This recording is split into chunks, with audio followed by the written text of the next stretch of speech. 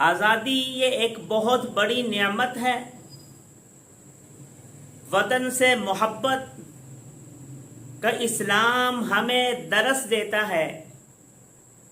جناب ابراہیم علیہ السلام نے جب مکہ میں بیت اللہ تعمیر کیا، بیت اللہ کی تعمیر کے بعد سیدنا ابراہیم علیہ السلام نے رب العالمین سے یہ دعا فرمائی کہ اے میرے پروردگار، میرے اس شہر کو وَإِذْ قَالَ إِبْرَاهِيمُ رَبِّ اجْعَلْ هَٰذَا بَلَدًا آمِنًا وَارْزُقْ أَهْلَهُ مِنَ الثَّمَرَاتِ، جناب ابراہیم علیہ السلام اپنے وطن، اپنے شہر مکہ سے محبت میں اس حد تک آگے گئے ہیں کہ رب العالمین سے اس کی سلامتی کے لیے، اس کے امن و امان کے لیے دعا فرما رہے ہیں۔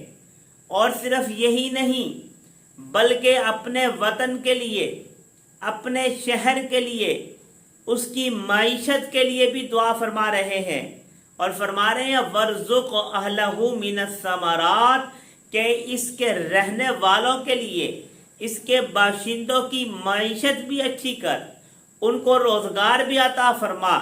اور جناب ابراہیم علیہ السلام کی یہ اس دعا کا اثر ہے کہ آج آپ دیکھ لیجئے کہ سعودی عرب کتنا خوشحال ہے، ان کی معیشت سٹرانگ ہے، مضبوط ہے، وہاں امن و امان ہے، اور یہ سب کچھ جناب ابراہیم علیہ السلام کی اس دعا کا نتیجہ ہے، اثر ہے۔ حضور اکرم صلی اللہ علیہ وسلم کو بھی اپنے وطن سے محبت تھی۔ اسلام بھی ہمیں اپنے وطن سے محبت کا حکم دیتا ہے، درس دیتا ہے۔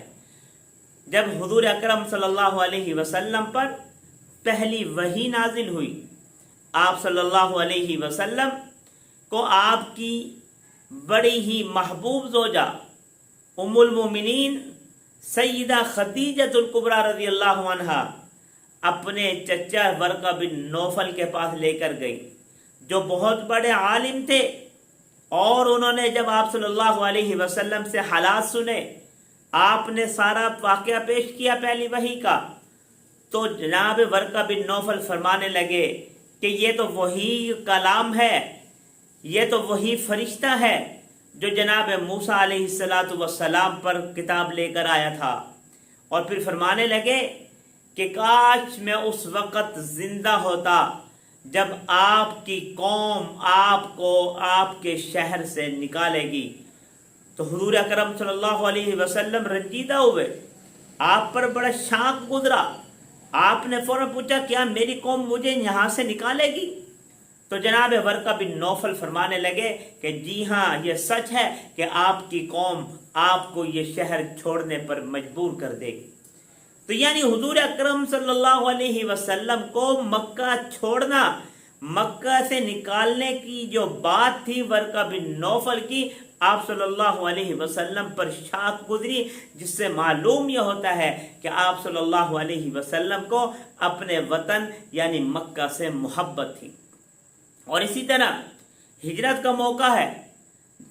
حضرت ابن عباس رضی اللہ تعالیٰ عنہ فرماتے ہیں کہ حضور اکرم صلی اللہ علیہ وسلم نے ہجرت کے موقع پر فرمایا کہ اے مکہ، تو بڑا ہی معزز اور مکرم شہر ہے، تجھے چھوڑنے کو دل نہیں کرتا۔ اگر میری قوم مجھے یہاں سے نہ نکالتی تو میں کبھی تجھ سے جدا نہ ہوتا، میں کبھی تجھے نہ چھوڑتا۔ یہ بھی وطن سے محبت کی ایک دلیل ہے۔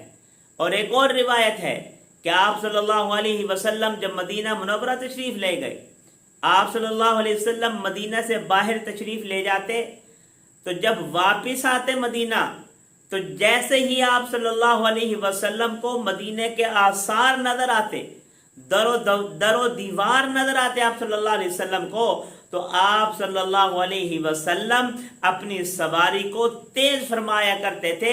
مدینہ میں داخل ہونے کی تڑپ اتنی ہوتی تھی، اپنے شہر سے محبت اتنی تھی حضور اکرم صلی اللہ علیہ وسلم کو۔